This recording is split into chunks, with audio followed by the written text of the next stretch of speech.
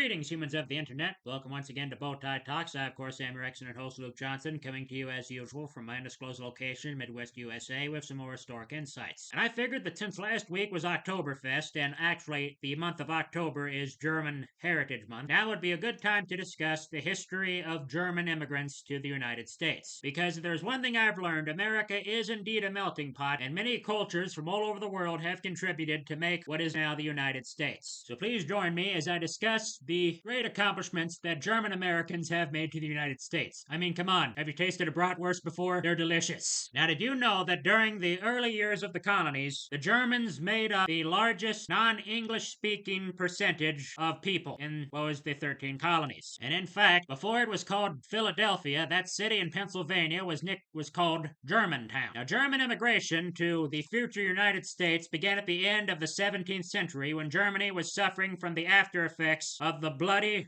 religious conflicts of the 30 Years' War, and Christian minorities were being persecuted. Many farmers were living in poverty, and their very existence was threatened by failed harvests and land shortages. So, many decided to leave for a country that appeared to offer both freedom and prosperity. That country was the 13 colonies. First American region in which large numbers of Germans settled was Pennsylvania. Germantown, near what is now Philadelphia, was the first of many permanent German settlements in the British colonies, many of which had the same name. And after Germantown was founded in 1683, German immigration to Pennsylvania grew more rapidly. By the mid-18th century, Pennsylvania's approximately 50,000 German immigrants made up 40% of the colony's entire population. Amish and Mennonite religious communities and the creation of the perhaps inaptly named Pennsylvania Dutch established Pennsylvania as a primary stronghold for German immigration. Pennsylvania also became a base from which Germans migrated to other colonies, including what is now northern West Virginia, most of Maryland, parts of North Carolina, and the western regions of Virginia and South Carolina. And incidentally, Pennsylvania Dutch is actually a misnomer. The name comes from Deutsch, the German word for German, and the Pennsylvania Dutch were the primary builders of Philadelphia and many of its neighboring communities in what became a 6-county region that would be known as Pennsylvania Dutch Country. Pennsylvania's Amish communities kept German culture alive through their rejection of modern technology, their continued wearing of early German farming attire, and their ability to speak both old and modern forms of German. German farmers, craftspeople, and indentured servants also helped develop Pennsylvania. And during the latter part of the 18th century, the Industrial Revolution began transforming the economies of many German states, from agricultural to manufacturing bases, which made it more difficult for farmers to prosper. And the lure of apparently unlimited farmland in North America, coupled with news from successful immigrants to provide a powerful lure to immigrate. From the late 18th century through much of the 19th century, millions of Germans went to the United States. Many of them were farmers who brought skills that contributed significantly to the agriculture of the Midwest, and many settled and helped build cities such as Milwaukee and Cincinnati. And the success of many early German immigrants in agriculture helped draw German-born businessmen to the United States, where some of them built beer breweries, sorry, slip of the tongue there, alongside local agriculture. And some of the best-known American breweries, such as Pabst, Anheuser-Busch, Schlitz, Blatz, and Miller, were started by Germans, as you can probably tell by the name. And I actually think that they probably did some pretty good advancements in beer technology, because I have heard that beer before the Germans came here was downright undrinkable. And interestingly, many of the immigrants, roughly 20% of all of them, decided to return to Europe. However, those who hung on despite the hardship and pain knew exactly why they chose to stay. They cherished, at the very least, their newfound political and religious freedom, which was often hard to come by in their homelands. And in the land of opportunity, America, there were no massacres, and the vast stretch of unsettled land offered opportunities for hardworking people to access the great promise of their new home. And if being in their country was quite strenuous, leaving it altogether had to have been even more, because during the 18th and 19th centuries, German immigrants traveled on average 4 to 6 months to reach America. They first had to reach a harbor by foot, carriage, or train, and they had to wait for the next vessel to offer passage. The crossing itself would often take several more weeks,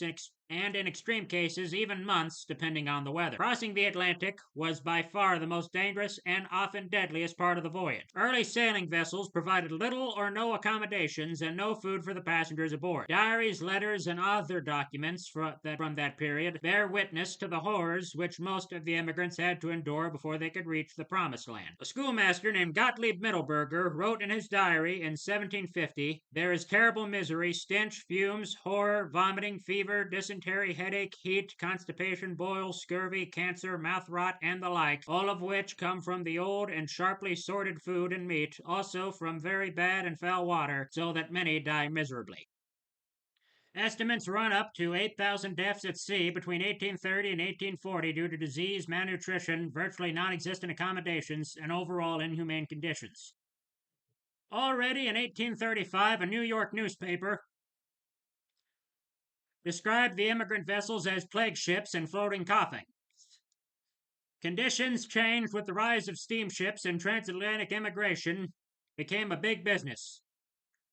Bremerhaven and Hamburg, Germany, became the most important points of departure for European immigrants. Both cities built special immigration halls to house the growing number of immigrants with an E, especially those from Eastern Europe. In Hamburg, Albert Ballen, the founder of HAPAG, H-A-P-A-G, which is a German acronym whose name I cannot pronounce the individual words of it, he had an entire village built called Ballenstadt, with the sleeping quarters for 2,500 people, running water, and its own medical and services. Serving one of the largest mass migrations in the world, it was at that time the largest guest house in the world. And the colonization of America in the 17th century was mostly undertaken by seafaring nations like the English, the Dutch, the French, the Spanish, and the Swedish. Germany played no major role in the undertaking. Early German immigrants were mostly individuals seeking adventure and opportunity to make their fortune in the American colonies.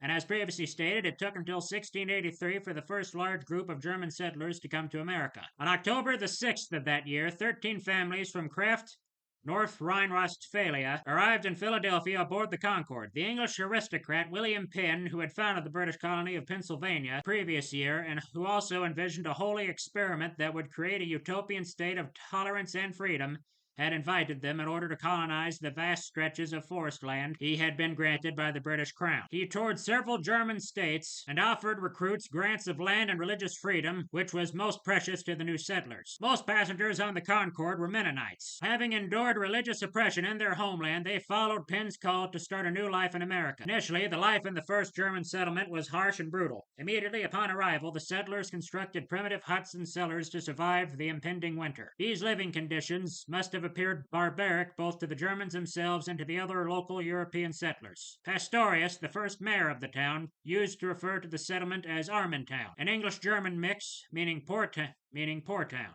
Thankfully, conditions improved over time. The settlers cleared the forest, built roads, harvested crops, raised livestock, and even cultivated a few vineyards. Pastorius wrote extensively in German, English, and Dutch about the earlier colonial times.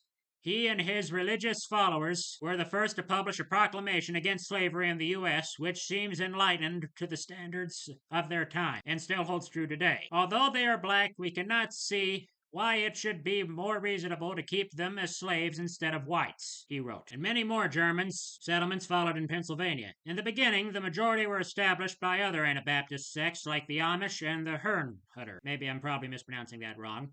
Later, due to the mass exodus of poverty and famine-stricken citizens from the Palatinate in the southern Rhine region, farmers and skilled workers made the voyage to Pennsylvania without specific religious motives. They were called Pennsylvania Dutch because their language, Deutsch, was easily corrupted to Dutch by English speakers, as I previously said. The Germans became so numerous in some areas of Pennsylvania that even Benjamin Franklin, who was normally a strong advocate of European immigration to the United States, warned his countrymen against entry, fearing Anglo-American domination might be endangered. He called the Germans Palatinate Boers and asked, why should they have permission to settle in such large numbers that they are threatening to displace the English language? His real motive was not anti-German, however. He just wanted to steer the influx of German immigrants and disperse them equally across the country. In recognition of the impact of these first German settlers and the achievements of Pastorius, the U.S. Congress and the Federal Republic of Germany issued a special postage stamp for the tricentennial anniversary in 1983. And during the Revolutionary War, many Germans fought for their adopted land.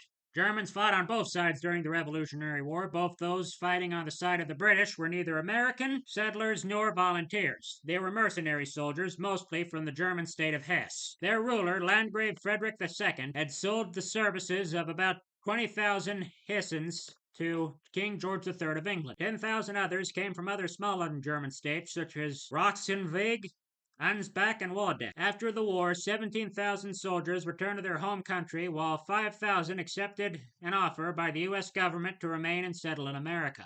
The most prominent German fighting alongside George Washington was General Friedrich Wilhelm von Steuben, the first Inspector General of the U.S. Army. By teaching the revolutionary troops Prussian drills and firing tactics, and by establishing the first training manual for U.S. troops, he turned the revolutionary militia into a disciplined fighting force. We know from his correspondence with a friend that it was not easy to teach Prussian drills to the undisciplined revolutionary force. Von Steuben complained, "You tell your soldier do this, and he does it. I have to tell mine first. This and that is the reason why you have to do it, and then he does it." Another Revolutionary War hero and most trusted companion of General George Washington was General John Peter Muhlenberg, a son of German immigrants and brother of Frederick Augustus Muhlenberg. Before the Revolutionary War, he served as a Lutheran pastor and famously referred to the Bible when he joined the army. "There is a time for all things, and there is a time to preach and a time to pray, but the time for me to preach has passed away, and there is now a time to fight, and that time has come now." Mary Ludwig, the daughter of Germans from the Palatinate and born in Pennsylvania around 1755, became another heroine of the American Revolution. Better known as Molly Pitcher, she accompanied her husband on active duty and cooked and cared for the wounded. At the Battle of Monmouth in New Jersey, a turning point, Molly brought water and pitchers for the gunners who had suffered through the battle and the brutal heat of the day. When her husband was wounded, she courageously took over his position at the gun, inspiring the rebels to fight on to victory and making herself a legend in the process. In 1822, the state of Pennsylvania awarded her a state pension for her bravery. America saw another great influx of German immigrants during the 1840s. 1848 was quite a year in Europe. It seems as almost every European country was rebelling in some way. And in March of 1848, the German Revolution broke out. After some successes, a National Assembly was created and a more liberal constitution was instituted.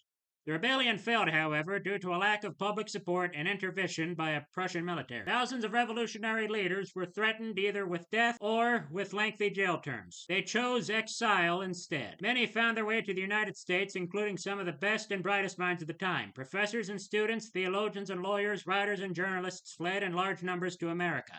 And although they were a relatively small group compared to the many earlier immigrants and the millions who were still to come, these immigrants were among the most educated ever to arrive in the United States. They called themselves the 48ers and had a lasting impact on American political life and its development during the second half of the 19th century. Their most prominent member was Carl Schurz. He helped Abraham Lincoln win his presidential campaign on his anti-slavery platform, which was strongly supported by German Americans throughout the United States. He served his adopted country as a major general during the Civil War and later served as Secretary of the Interior under President Rutherford B. Hayes from 1877 to 1881. Carl Schurz was one of the first to promote the protection of forests on public land, and he is therefore considered by many to be one of the founders of the U.S. National Park Service. His wife, Margaretha, opened the first American kindergarten in Watertown, Wisconsin in 1856. And others, like Frederick Hecker, helped Lincoln and the Union win the Civil War by organizing his entire regiment of German Americans who fought bravely and successfully in battles, most famously at the Battle of Missionary Ridge. And German immigration continued to grow in the United States until 1914 when World War I began in Europe. The U.S. declaration of war against Germany in 1917 began the first wave of anti-German sentiment since the Revolutionary War when, as previously stated, Great Britain used Germans to fight against the Americans. And anti-German fever during the war caused many Americans to vilify German Americans,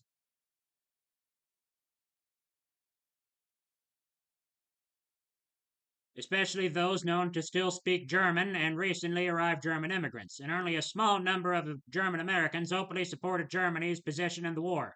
Many of them were imprisoned or attacked by mobs. And during the war, former U.S. President Theodore Roosevelt went as far as to say neutrality was not an option and dual loyalty could not exist. Rising anti-German sentiment saw many German names disappear from the names of businesses, schools, and even public streets. World War I helped accelerate the obliteration of German subcultures within the United States. Many German language magazines and newspapers stopped publishing, and German Americans avoided speaking German in public, and school systems stopped teaching German. And many German Americans anglicized their own surnames. Mueller became Miller, Schmidt became Smith, and Franz became Franks. In fear of American hostility, not the war itself, did much to destroy visible traces of German culture in the United States. And this, of course, was renewed into World War II when American animosity towards Germans happened again.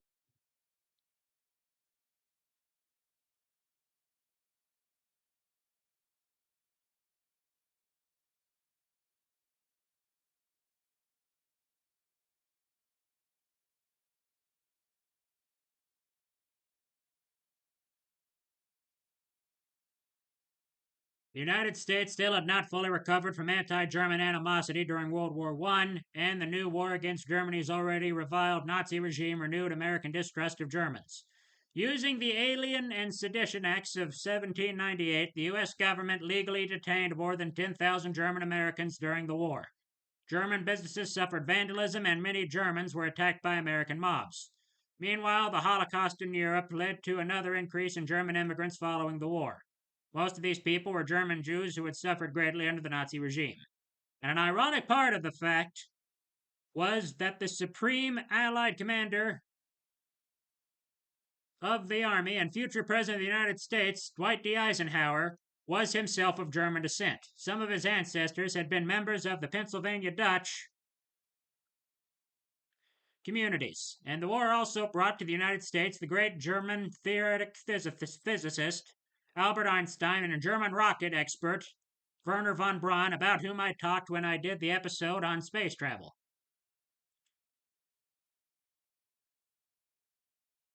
And after memories of World War II had receded and Eisenhower became a popular U.S. president, German heritage lost most of the negative stigma it had required over the previous decades. The development was aided by the growing American distrust of the Soviet Union and the beginning of the Cold War. With an ominous new international threat looming, Americans became less inclined to worry about the differences among their own subcultures, thankfully. Quite frankly, I think that American cuisine definitely improved thanks to the Germans. I mean, bratwurst is delicious, and also some pretty darn good desserts that I have seen. And I think we've learned that if things may look bad at the beginning, they may not stay that way. After all, just look at some of the German immigrants who came here and faced scrutiny during World War I and World War II. And with that, I would like to say goodbye and God bless, and I hope you enjoy a bratwurst while listening to this podcast. Thank you and goodbye.